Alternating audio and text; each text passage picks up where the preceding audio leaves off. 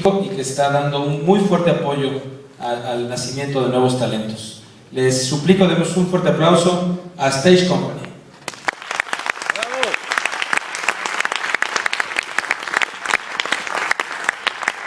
Asimismo, queremos agradecer también al señor Pablo Jiménez por todas las facilidades otorgadas para el teatro, a los compañeros técnicos en cabina, al Teatro Libanés.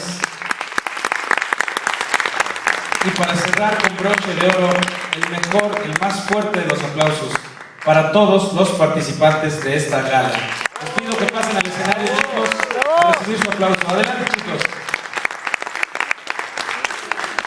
Adelante. Ahí están, un aplauso para ellos.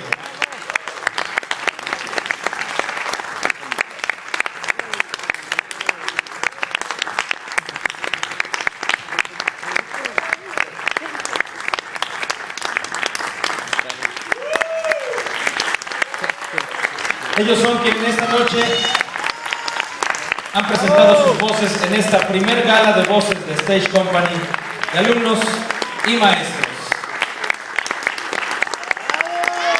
Chicos, este aplauso es para ustedes.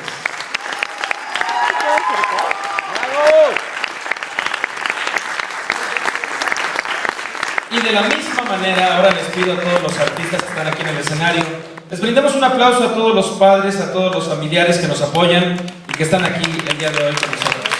Gracias a todos por compartir esta bonita noche musical.